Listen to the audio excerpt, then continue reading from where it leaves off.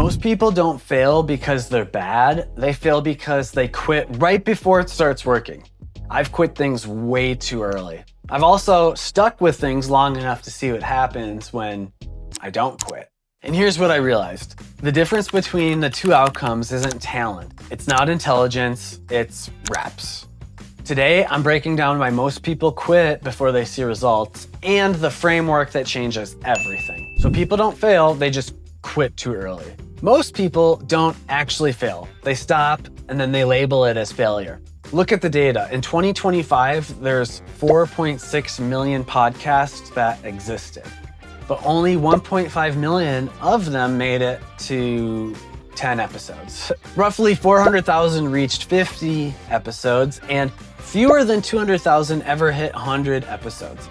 That means millions of people quit before they even collected enough data to know if it could have worked. I had a client who genuinely thought she'd have a real following after posting 10 videos.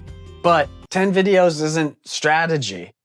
It's the warm-up. So if you want to actually know if something works, you need to do more than you think. You need to measure reps and not attempts. The goal isn't immediate results. Most people just quit randomly. They quit because they're focused on the wrong metric. And once you understand what metric to actually chase, everything changes. So that's why you should chase the rejections and not the yeses. Success gets expedited when you stop measuring yeses and start measuring reps. Speed compounds results faster than perfection ever will. When you're starting something new, you don't have data yet. You don't know your conversion rate. You don't know what actually works. And so most people wait. They perfect the pitch. They refine the message. They get ready. And while they're getting ready, they're not getting rejected, which means they're not learning. But here's the math that changes everything. So let's say you figure out your actual close rate is 20%. That means for every 10 conversions or calls or pitches, you convert 2 to a yes. That's your ratio. Now ask yourself honestly, would you rather have 1 call a week or 10 calls that week? If you have 10 calls and you get 2 yeses in 1 week, instead of spreading out that same 2 yeses across 10 weeks, you compress them into 1 week. That's not better, that's exponential. And this applies everywhere. In content, if you post 1 video a month, you might get 1 piece of feedback, 1 comment, 1 data point. If you post 4 videos a week, you get 4 times that feedback and faster. In business, if you test 1 idea a month, it takes you a year to find out what works.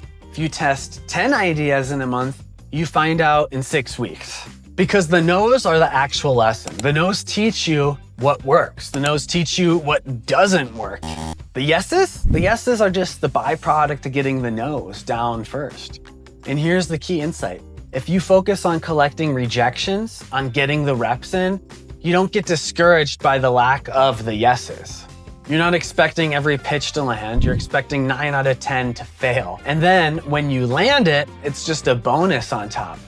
Noah Kagan talks about the 100 rules of no's, not 100 yeses. By the time you've heard no 100 times, it feels like a bonus, not a requirement. And that's the mindset shift. So stop measuring your progress by yeses and start measuring it by reps and the no's, the rejections. Measure it by how many times you showed up and got told no, because if you're chasing the yeses, you'll quit as soon as they don't come. But if you're chasing the reps, you're chasing the rejection, and you're focused on getting rejections and speeding up those rejections, the yeses will inevitably come. And the faster you can go through the rejections, the faster the yeses will compound. So here's the other thing I've learned, that confidence comes after reps, not before. Confidence isn't a personality trait. It's a side effect of repetition. The biggest lie people believe is, once I feel confident enough, then I'll get started.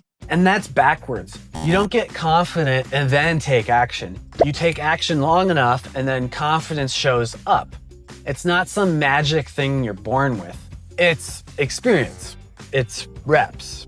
The more times you do something, the less scary it becomes. Think about the first time you did anything, driving a car, public speaking, selling something, asking for help. You weren't that confident. You weren't terrified, but you did it anyway. And the 10th time, different. The 100th time, no brainer. You weren't even thinking about it. So the lesson here is to stop waiting to feel ready. Stop waiting for the confidence to show up. Just do the thing and keep doing it. Sometimes rejection forces you to evolve and then pivot, and that's where everything accelerates. I relied on referrals and events for a long time. It felt safe. People knew me. Work came in and it was all referral based. When the budget of a major event from a personal brand got cut, I realized I had leaks in my system and I needed a more predictable way to get business. And that moment was brutal. But it made something very clear. If I stayed dependent on referrals, people's timings, personal brands, and budgets, my priorities, my pipeline would always stay unpredictable. I realized that making videos that look pretty wasn't enough. So I pivoted. I went deeper into ads, deeper into offers, deeper into understanding what actually turns attention into revenue. And my first offer didn't work. It was still too focused on events. So I adjusted, I tested, I iterated, I got rejected. That rejection forced me to learn, not from theory, of course, but from reps, from doing it over and over again until I figured it out. And that's how I actually learned the lesson. Rejection didn't stop me, it forced me to get better. And that's the real insight. The people who win aren't the ones who never fail. They're the ones who fail the fastest and let failure teach them instead of stop them. So here's the real question for you. Have you actually put in enough reps to earn your opinion, or did you just quit early and call it not working? The framework is simple. Chase the reps, chase the rejections, focus on speed and iteration.